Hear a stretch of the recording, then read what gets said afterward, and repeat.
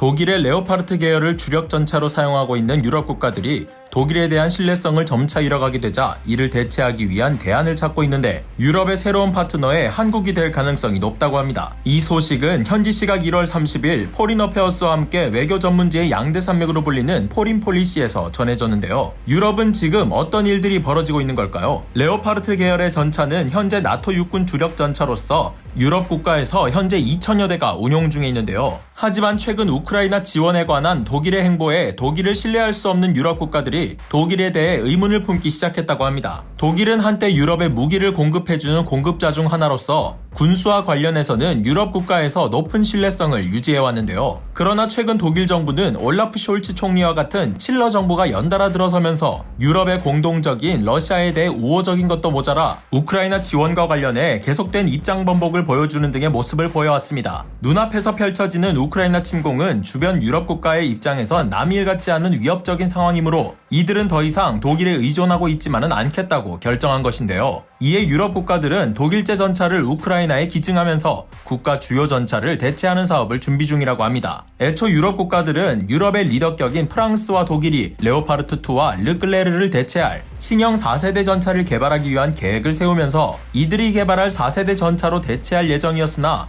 이 계획은 정부의 무능함으로 인해 무산될 가능성이 높으며 설령 이들이 4세대 전차를 개발한다고 할지라도 앞서 보여준 모습들로 인해 유럽 국가들은 이들을 믿고 의지하기에 적절하지 않다는 평가가 대다수인데요. 이에 포린 폴리시는 독일제 전차를 사용해오던 유럽 국가들이 찾고 있는 대안 중 유력한 후보 중 하나로 한국을 언급했습니다. 과거의 유럽 국가들은 선택지가 독일밖에 없었지만 이제는 상황이 바뀐 것인데요. 포린 폴리시는 폴란드와 한국을 예로 한국은 독일보다 훨씬 경쟁력 있는 가격은 물론 훨씬 더 빠른 납기 일정을 지키며 고성능 무기 공급을 이뤄낸 것을 언급하며 한국의 방산이 앞으로 독일을 대체하는 유럽의 새로운 무기 공급자로 부상할 것이라고 전망했습니다. 최근 한국은 폴란드의 K2 계열 전차 1000대와 K9 계열 자주포 672문에 대한 계약을 체결했는데요. 이 가운데 물량의 대부분은 폴란드 현지에서 생산될 예정이기에 이는 수입국의 입장에선 큰 메리트 중 하나입니다. 실제 한국의 방산은 다른 나라에 비해 유럽에서 경쟁력이 있는데요. 미국은 현재 생산이 과부하에 걸렸으며